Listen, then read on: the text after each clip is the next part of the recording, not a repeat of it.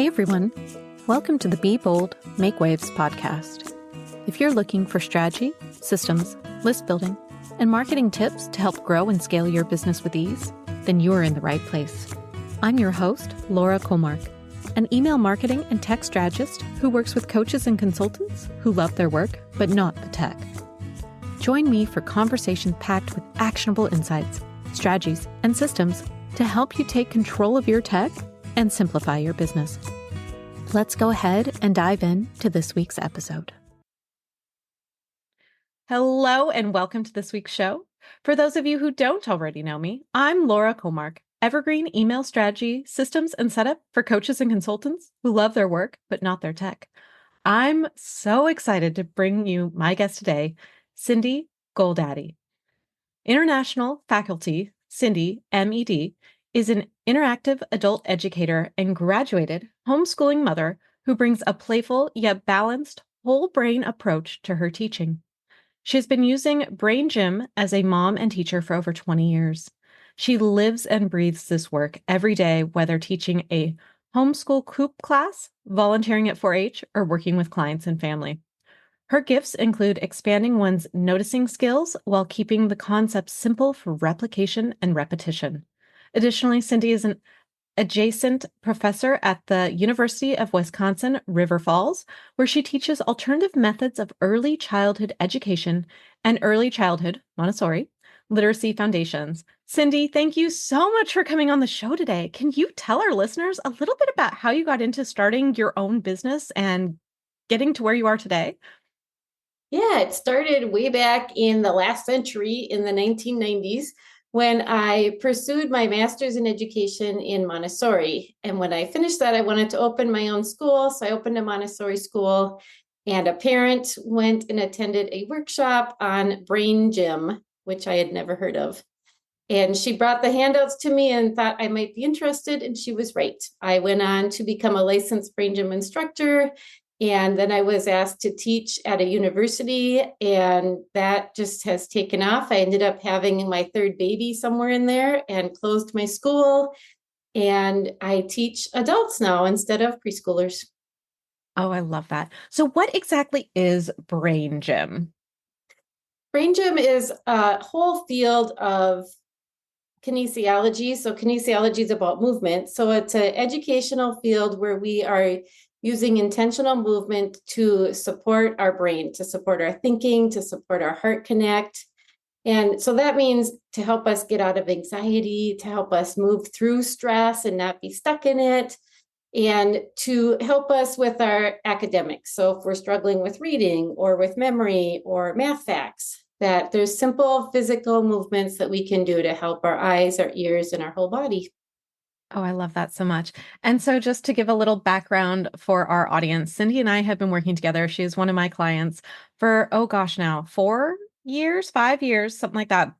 And it's been so fun for me as I've been raising small little children to have some of this, as I'm like putting things together on the website or doing some of your email sequences of seeing these different techniques and, looking at your YouTube channel. And there's so much amazing information that you've put out there for your audience that is so helpful for me as a mother and for me as just a human that gets into anxiety and all the things.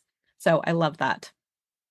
When you first started your business, would you say that things look very similar as it does today, or has it evolved a lot? I would say it's evolved a lot. I mean, for one thing, we have computers now. So I started my Montessori school in the 1990s when there weren't computers in every house. And then when I learned Brain Gym, that was only in person. I know in my first classes, I didn't even own a cell phone. And then I did get my business name, officially incorporated and everything in 2012. And I got a logo and was working on a website. And I did all of that myself at the beginning. And then I was just sharing with you that I found Shannon Mattern and did her 5-day build your own website challenge, which was a freebie back then. And I recreated my website And then one of the first things that you and I did together was you remodeled that website and made it much more updated. So the website has changed a lot. And also using YouTube, the first video that I put out there, one of the first ones, has the most hits. And in my opinion, it's a terrible video, bad lighting, bad angle. And yet that has more hits than anything else on my YouTube channel. I think that's such an important point to touch on is the fact that sometimes our best content, the stuff that has the most value, is the stuff that isn't perfectly filmed. It's not perfectly edited. It's the stuff that we did messy and just put it out there the best that we were able to. We got it done and put it there. And now look at it.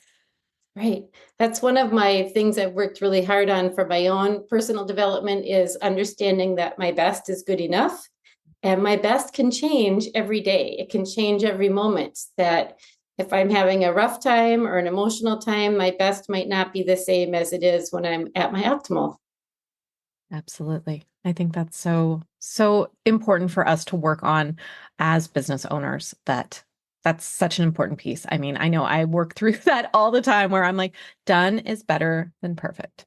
Just get it Mhm. done and put it out there. You can always go back and revise later. And a lot of times you don't have to because Right. it's good enough. Mhm. No one else notices. No one else might even notice the lighting, but we do, you know, so we know what we could do. So I want to talk a little bit about the tech on the back end of your business.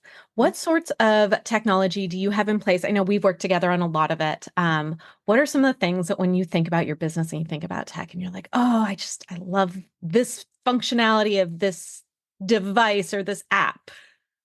There's some things that I actually understand what I love, and some things I have no clue what I love, like Zapier. I know that there are some Zaps set up on my website and to automate things. I don't understand how those work, and that's why I have you.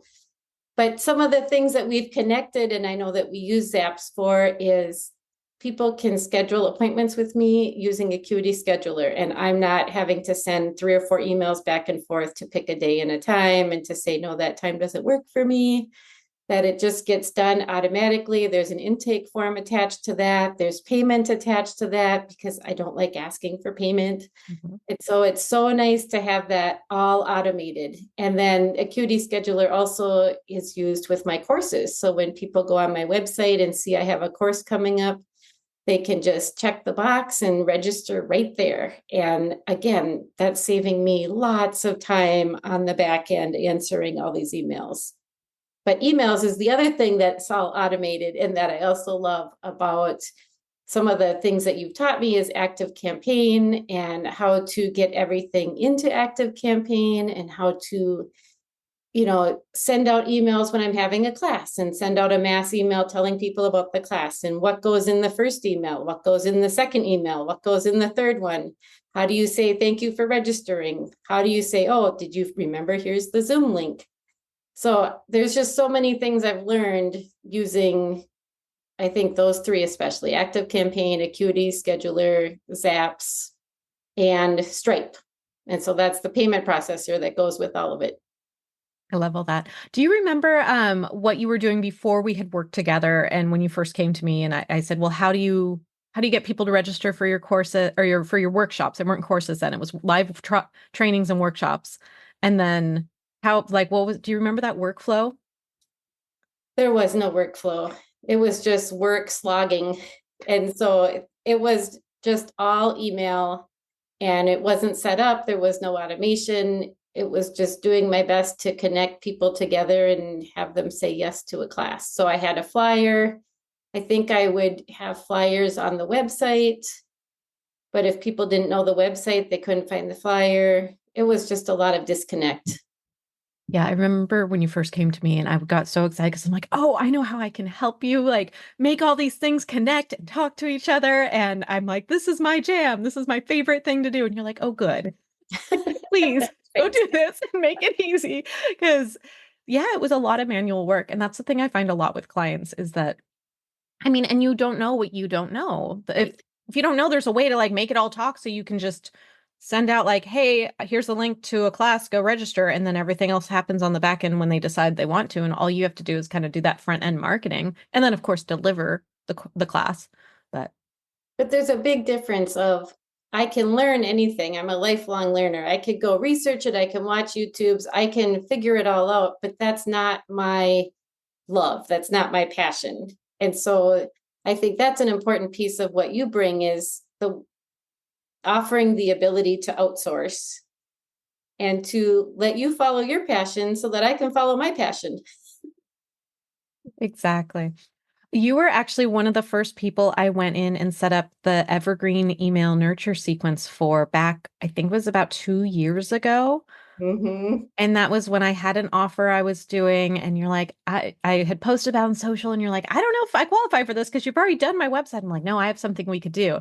We did a strategy session together where we talked about kind of what was going on and where you wanted to go, and came up with kind of a marketing game plan for how your big goal was to get more people in registered for those live trainings you were doing, because at that point you weren't able to do live trainings, or not live. Able to do online trainings, right? Yes. Because this is before the pandemic. Mm-hmm. And yeah, and so I was like, we could put together just this evergreen, because you've so much amazing content. You're such a great writer. You have tons of blog posts, but really being able to go back and put in this evergreen sequence of directing people back to those YouTube videos that are sitting out there. People can still find them, but actually directing people intentionally to those videos and directing people to the different blog posts and telling them about how you help and your different classes that you offer and all that. And so that was really fun for me. You're one of my case studies on my on a presentation I do. I'm like, here's Cindy, here's what we did. Oh, that's fun. That was new to me to learn what an evergreen nurture sequence is. And you have a way of setting it up, and giving the worksheet of just go write something for this, this, and this times, 20. And then you'll make it all happen and you'll make it all pretty and put it all in active campaign. And so I do have 4 months of nurture sequence that are fabulous. And then the goal has been to add more. And I've been stuck in that process. I did write the 5th and 6th months, but I didn't finish formatting them. And then I keep seeing from some of the people in the network that I've met through you, repurpose, that people don't remember 6 months later that they read it half a year ago. Just send out the same thing again. So I'm getting closer to saying yes to that. I think that's fantastic advice. I mean, you're further along in your nurture than I am. I have a goal. It's a goal to get to a year, but I mean, they even say, I've heard some people are like, just get to 6 months and then take that other year and repurpose it. If you want, you can change the subject lines. Mm-hmm. But I mean, if the whole point of evergreen content is it lasts through the time. It's timeless. It can be used all year round. It can be used year after year. And so also we should all be repeating the same thing over and over and over again until everyone's tired of hearing it, until we're tired about talking about it. Mm-hmm. Because we need that all those touch points. Well, and the thing with the nurture sequence, the way that you help me set mine up is, one email is asking a question so that there's encouraging communication back and forth. And another email is showing your expertise in something. And another email might be, like you said, repurposing a blog post or a YouTube video. So it's not that you're always writing a case study or you're always asking them to take a class, that it's different every single time. And if there's 5 of those, and if you're doing 2 a week, they're not getting the same thing regularly. Yeah, absolutely. Oh, I love that. I have another client that I set it up for, and one of her emails is talking about like, hey, are you looking for a speaker on your podcast, an expert for your coaching program, someone to come into your group, someone, to talk. And the first time we blasted out to like when we sent her whole list through the sequence, she's like, oh my gosh, what's happening? She was getting all these emails. She's getting DMs. She's like, all these people are inviting me to talk to others, speak on their podcast, come speak at a summit, be part of a bundle. She's like, what happened? I'm like, oh, that email probably went out in the nurture sequence. She's like, oh, and now, I mean, it's still in there and she still gets those requests, but not quite at that extent because we, put her whole list through it. But yeah, that's a great way for her to be marketing and asking for more visibility without having to remember to always put that out there. Right. And that just makes me think I had the first time that our email sequence went out, there was a couple times I got all these replies from people and I'd be like, what are they talking about? And it was related to a story or to, a certain event or a link that I'd posted, an interview or a YouTube or something. And it created all of this interaction. And those would be the ones to go and make sure to repurpose them and use them Mhm. again because they obviously hit a chord and they were Exactly. important. Exactly. And also getting those replies from people really helps with your email deliverability. So with that whole update that came out in the start of 2024, this email compliance thing that was just kind of a disaster for people like me, but that's fine.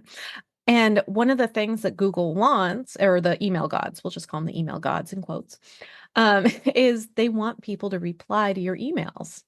And that by replying, when someone replies to you, it tells the email gods that I liked that, someone like that person liked your content. You're sending out good things. You're not spamming. You're sending out good things that people want to hear and they want to reply back to you. And so getting those replies is super important. And in addition to that, we're building connection because that's really what we're wanting to do with our email list is build that connection with our audience. Right. Even when stepping outside of the email sequence and just sending out an email about, here's a networking opportunity, come together. And if I get, 15 replies to that, even if I don't want to answer each one individually, that's just showing a lot of connection. Exactly. I want to talk a little bit. You had a little bit of growth this year in terms of some of your offerings. And can we talk a little bit about what sort of changed there and Member Vault and all that fun? Yeah, so it's been a big piece of the brain gym field, like you were mentioning before the pandemic, very resistant to teaching online because this is about movement. So, how do you teach movement through a screen? So, I've been teaching at the university in a hybrid format for years and years, and I was one of the grassroots members in the brain gym organization saying, we can do this, we can do it. And so when COVID came, we did it. And I helped write the policy and the procedures for how to do this. And I taught more in 2020 and 2021 than I'd ever taught in my life. And then I did take a break because my eyes were done, my body was done. Being on screen was a lot. But now in 2024, we are looking at shifting to, so if we believe we can teach online, could we teach self-paced, asynchronously? Could we let people be in charge of their own learning and use pre-recordings? And so that is all new. And so I propose this at the international level, and I have a mentor who's also a co-teacher with me, and I know the technology piece, and she knows all of the wisdom and history of the last 40 years of this work. And we taught a self-paced course that was 32 hours long. And I wanted a place to put this course. And I've always used Google Classroom, and that has always worked well for me, putting all my resources and links and having discussions on there. But I wanted something that was more automated and more user-friendly. And so we went with Member Vault. And that was when I had reached out to you after I'd done all my own research and was like, so here's the things I'm thinking of. What do you think? And you threw a whole new ball into the ball game of this thing called Member Vault. And so now I have paid for lifetime access to Member Vault. And I have a vision of putting a lot of my 2-hour courses on there for people to go and engage asynchronously on their own time. But that all takes time. So that's in the vision model right now. I love that. Yeah, that was so fun. I was so excited when I got that email from you saying like, we can do it. We can finally try this out. And, they're letting us go forward because I know that was something that was kind of a little bit of a thinker for me at the beginning when we first started working together because I'm like, well, we can't record anything. Right. It's a This big thinker. So that's been so fun for me to be following along on that journey and be a part of it. What happened with I want to talk a little bit about your launch. How did that first launch go for everything? The first launch, so I understand a lot more about best practices of online than my co-teacher. So I was telling her, we're going to launch before we're ready to launch. Like we launched at the end of 2023 and we told people you can sign up until January 10th. And I set all that up and on my own. I talked with you, but I went ahead and did it. And I had put people they could be put into a wait list on Active Campaign. I didn't know that I should have been sending myself a celebratory email every time someone joined the wait list. So I had no idea that anyone cared, but we were proceeding forward. We were setting up the member vault. And then I reached out to you and asked for help. I was like, there's just too much to do.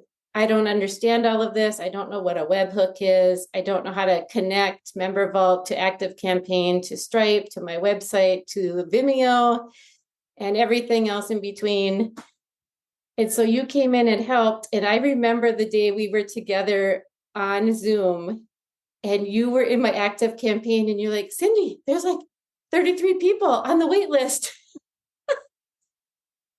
So that was super exciting. That was part of the initial launch. Is there was a lot of interest. And then once we got all of the back end set up and we opened up registration, those people all registered and we had 36 participants in the first ever self-paced course for That's brain gym. amazing. That's so amazing. I just love it. I love it. I mean, you have such a great audience and it's very niche because they're coming to you specifically for brain gym. And Mhm. so then what you're giving them is brain gym and it's very in alignment and I love that. Like I love it all. So what is next? Like where do you see this going? What's kind of your vision? So the vision, we just finished the course. So we offered 4 months for people to finish that course. And then we had a little hiccup at the end. So they actually got a bonus month. And so we have just finished sending out course certificates, and about 32 of the 36 people completed the course. In the process, we gathered 146 case studies. And so now we have all this data to do a meta-analysis if we want, or if I can find someone that wants to analyze the data and really start building research around, so what did this work do for people? What were their outcomes? What did they learn from it? So that would be one branch. And then another branch is to launch the course a second time and to make some changes. So we've already decided moving from Member Vault and using a Google form link for the case studies was a major challenge for many people. If they didn't have Gmail accounts, they couldn't get into the case study. I hadn't set up the tick boxes correctly, and so they didn't get a copy of what they submitted, so they never knew if it worked or not. There was just a lot of challenges, and now that I understand Member Vault, we could do the case study form right inside Member Vault as a quiz. And Oh, they can submit essays, they could upload a file document. There's so much possibility to just have them stay right where they're supposed to be. And so I think for the second time, we're going to do everything in Member Vault and people were so happy with the class, but they were not happy with the Google form. So that would be, that's the second branch. And then the third branch of my vision, because I have the lifetime access to Member Vault, is to put other courses on there. And I've already I taught a class in person this spring, and somebody ran an iPad and recorded the entire 24 hours. And so I have all the recordings to edit and make a self-paced course for the introductory brain gym material. And then the other goal is to teach just the movements online. So there's a lot of possibilities to use my all member access. oh, I love that. Well, and I'm thinking like, wow, we were talking before we hit record about like repurposing content and all that fun stuff. And I mean, there's a lot of even just snippets of that you could also put on YouTube. Mhm. Um, oh man, I remember when we were doing some project together because we've done a lot of things over the years. And I went and was like searching around on your YouTube. I'm like, do you realize you have a video over here that's got like some crazy thousand number of hits compared to like the other ones? I'm like, do you know this? Yeah, that was the old video that I'm so Is that embarrassed of. And we discussed it and we said, you told me you cannot take that down. Like, that's nope, got so many hits. nope, it's good. Leave it. You can re-record it if you want, but don't take that one down. Yeah. Yeah, it's okay, so that was the one. Yeah, it's crazy. YouTube is something else. I'm trying to figure out a little more of the YouTubing. It's interesting because I'll have like one of my a training email I want to send out. I'm like, oh, I'll just put together a quick training. No big deal. It'll just take me, 4 hours. Uh, but in my mind, it'll just take a few minutes. But I'm like, okay, so I need to record the training. That's easy. Okay, now I need to write the email that goes with, and I need to upload the video to, well, actually, I should be putting on YouTube, not on Vimeo or Loom or anywhere else. It really should go on YouTube. Okay, so now I have it on YouTube and I need to have the YouTube description. I need to link everything together. I also need to make a blog post on it, have that link there, also have the steps all written out. It is so much. And that's, parceling out some of those bigger recordings and bigger videos into little snippets and little reels is also part of my vision, because I was doing that for my dad this spring. He was struggling with anxiety, and there was things we were teaching in this course and videos that I knew were out there, but they were an hour long. Yeah. And too long. So then I would just grab a few minutes of it and send it to him of, here, just watch this. And those would be little pieces to repurpose in small chunks as teasers. Yeah. I know in Member Vault, they call that teaser modules, which I haven't figured out yet. I'm really glad you went with Member Vault. Member Vault, I've been with them for a number of years. I am in the process of moving to Thrivecart Learn only because Thrivecart Learn was a one-time payment. Mm-hmm. And I was going to use it for my checkout cart anyway, but I love Member Vault. They are such a fantastic company. I really appreciate like their values. It's a husband and wife owned and operated team, and their Facebook group is so supportive. And when there's something that goes wrong, amiss, anything tech, like it's tech. Stuff breaks. Like it is what it is. You got to take it all with a grain of salt. They are so communicative with their community. And I find that really hard to find in the world. Not just the online space, but it's oftentimes companies don't do that.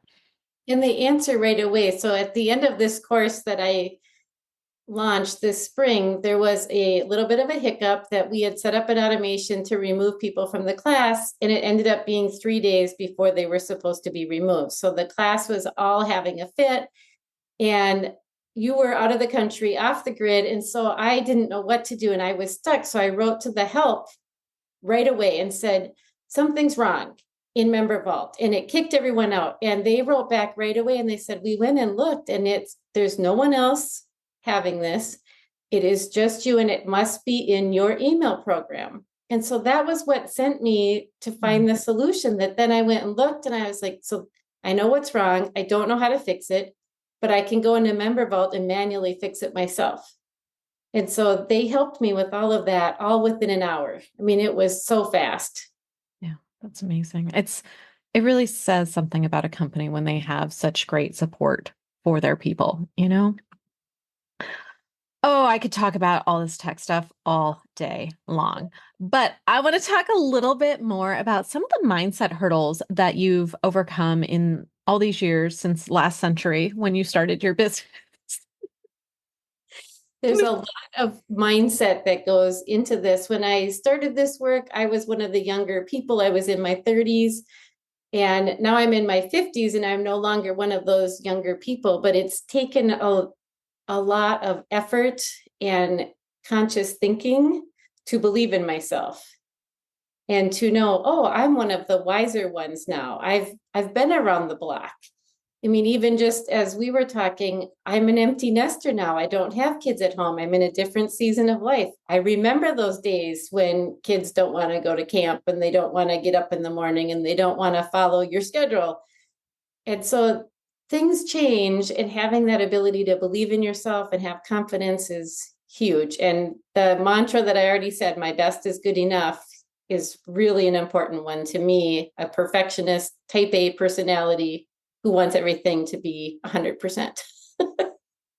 I love that. I've always appreciated, since we've worked together, that you're one of my clients who like roll her sleeves up and like get her hands dirty in the tech. And I love that. I love working with clients because my whole thing is I want my clients to feel empowered to go in and make changes to things, to go in and do stuff, to not feel that like, I'm the only one that can do that. I want them to feel empowered to do that. And I've always loved that you're one of those clients that falls in that, like, I can do it. I can't, the can do attitude. No, get me wrong. I also love the clients who are like, no, it's okay, Laura, you just take care of it. I don't want to touch it. I could, but I just don't want to. And that's fine too. But No, I really loved when you did all the back end parts of the member vault and connecting it to all the programs, because I would sit down and just be stuck every day that I did my best to do that. I'd be like, there's too many dots and I don't know which one comes first and how they go. And I told my co-teacher, this will be the best money we spend because she can do way more in 4 hours than I can do in 4 days. And we were right. I mean, you and I just sat there that whole 4 hours and just got it done. If you needed something written, I sat there and wrote it right then. And we got it all done. And you made placeholders in the automations. And it doesn't matter that I didn't actually write those ever yet. okay. Done is better than perfect. That's right. It's, oh, that's funny. Yeah. But it's there for when you're ready for it.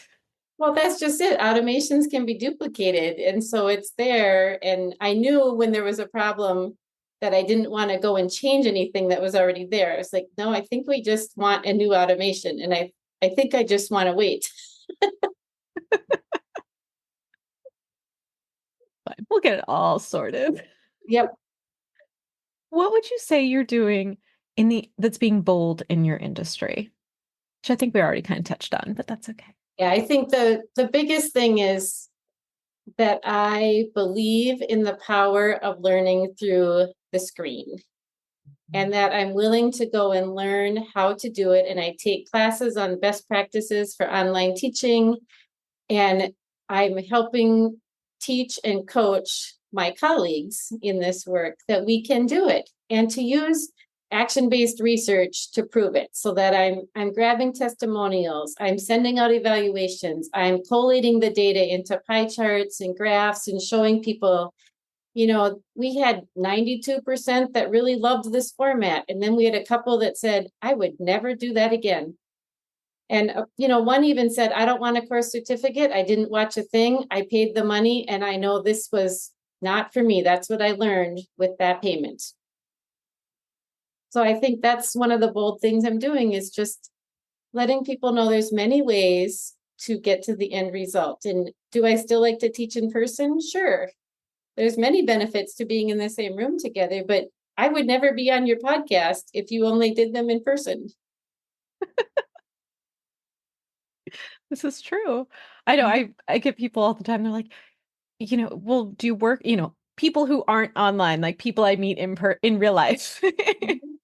In person, they're like, so who do you work with? I'm like, they're mostly online. A lot of East Coasters. It's rare I work with people in California or on my time zone for whatever reason. But I'm like, I work with people all over the States, all over Canada, all over the world. I mean, I've had clients in other countries. I love the beauty that being able to be on a Zoom call has like brought us all together in a way that we can run our businesses from home and still reach people all over. Because I mean, you've been reaching people in other countries for years now. Right. So during COVID, when I taught so much in 2020 and 2021, I had people from every continent. I had people getting up at 2 a.m. to take a class and being on Zoom from 2 to 5 a.m. And, this would have never happened until we created new policy to be able to teach online. So there's a lot of benefits to being on screen. There's also a lot of challenges when you're teaching movement. How do I get you to move that shoulder when you don't even know what your shoulder is not doing and I can see it? And how do I use words and model that for you? So is it easy? Not necessarily, but it's not easy to be in person either. Things happen in person just as much as they do online. Oh, I love that. What would you say that you are most proud of when it comes to your business? Something we could celebrate, something that you're really like, I'm really proud I did that. I've accomplished this. Well, I've spent the last 5 years working with 2 other ladies rewriting the in-depth course manual for Brain Gym. And that is the course that we just taught for 4 months this year. in a self-paced format, using recordings, meeting on Zoom for 2 hours at a time for 4 months as a way for people to still come together and be in the room together on Zoom. And so I think that is what I am most recently the most proud of. But it's all of the different online things that I've been really the one pushing that and encouraging it and creating the procedures to make it be safe and effective. I love that. Cindy, I could sit here and talk to you all day long. And I'm so excited because even after this, we're going to have another call and chit chat about other things. I have one question I ask everyone who comes on the podcast, and that is, what is one piece of advice you would give someone when they are growing and scaling their business that would help them be bolder, be louder, and make waves? I already said it, but my one piece of advice would be use action-based research to validate what you know and to be able to prove it to others. And so often it involves doing hard things. It involves being bold. It involves really setting a firm foundation, but then gather the testimonies, gather the data, reflect, figure out what could I do different? How could I fix that one challenge that I had and make the next time better than this time? It's kind of like the 4-H motto, make the best better. Oh, I love that. And I think that's fantastic advice. And it makes me realize I probably need to be going back and doing more data collecting than I do on things. But that's okay. Cindy, this was so much fun. Where can everyone find you? Where can they check out your course? If they're like, this brain gym thing sounds so interesting, whether they're a teacher, a Montessori teacher, in-person teacher, a mom, where can they come find out more? There's a few places to find me. The primary place would be my website, which is In Motion Intelligence. So in-motionintelligence.com. And my YouTube is my name, Cindy Goldade. And on there's playlists for movement meetups that I did during COVID, little 15-minute segments of here, if your eyes hurt from being on the screen all the time, let's do this. Here, if you haven't moved enough, let's do this. And then also Facebook. So my page on Facebook is In Motion Intell. Wonderful. And I will link all those up in the show notes. Thank you so much for coming on the show today. This was such a fun conversation. You are so welcome. Thanks for having me. Thanks so much for listening to this week's episode. Be sure to check out the show notes at lauracomark.com/podcast. And if you're ready to get more sales without more work, save time so you can focus on the work that you do love, and automate and simplify the back end of your business, grab my free resource, How to Get More Sales from Your Email List on Autopilot. Head on over to lauracomark.com/email. And don't forget to follow the show and leave a review in your favorite podcast app. It helps get this show in front of other business owners who want to grow and scale with ease. Thanks again for listening. I'll see you in the next episode. Bye now.